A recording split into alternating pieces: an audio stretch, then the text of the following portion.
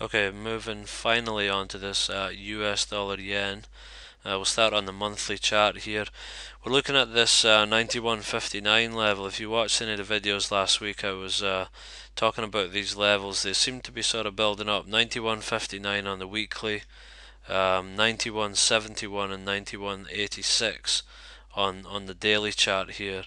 So these levels seem to be building up, and they look like going to be pretty strong levels. Obviously, we need to try and close below that 91.59 level to the monthly close to sort of get a retest of that level and look to sell a failure. It's going to be pretty tight. I mean, we're at 91.05 at the moment, so the close is going to be fairly tight on this pair. Um, Looking at the weekly chart, I mean, we can kind of ignore what happened here because this was the week that they put through the wrong order on the Dow.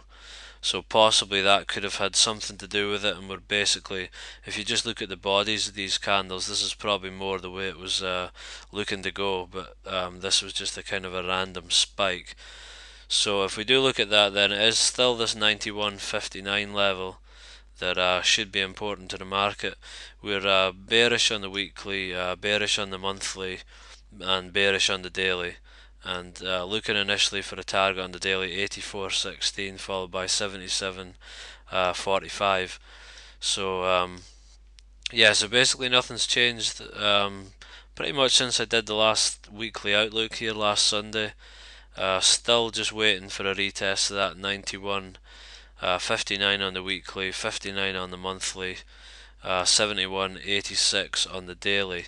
So what I'm hoping for really is that we stay around about the levels we are closing the week, and also by tomorrow night stay kind of where we are, and maybe even actually I'd probably prefer to see it move a little bit lower below that 91 level into the close of the month tomorrow night, and then we'll have enough room for a retest of that level, which should then bring about sort of the next bear leg on this pair, similar to what we've seen in the past. So yeah,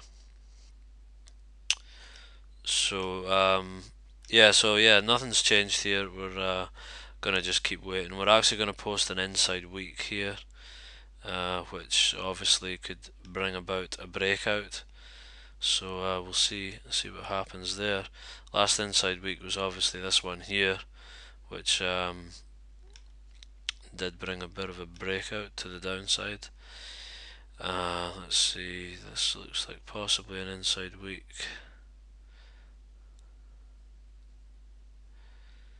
Yeah, this was an inside week as well, with a bit of a move to the downside initially before coming back up. Um, Here's an inside week here with a big burst higher. Inside week here, move higher. So I mean, I quite like these inside weeks, but I also think you need to know when to take them, when the market's sort of ready. So stuff like that. But they're good ways to get involved in a trade at the right time, and good breakout points. I think that's the important thing about them. Is after a day or two, any tight inside days, it's not usually a good sign for the market in terms of like it might not be a good sign for the bears if we have an inside week after this big thrust bar, because if we go for the high the following week, it's likely to produce a breakout.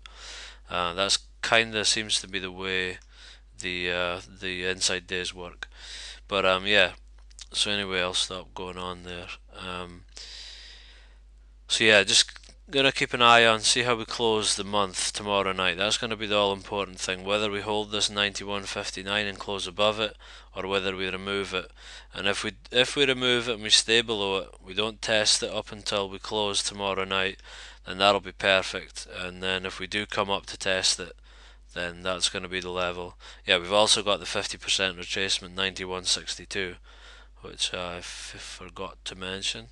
So it's basically 91.59, 91.62, 91.71 and 91.86, all a big cluster of major resistance here. So it should be quite a good level to get involved to the downside.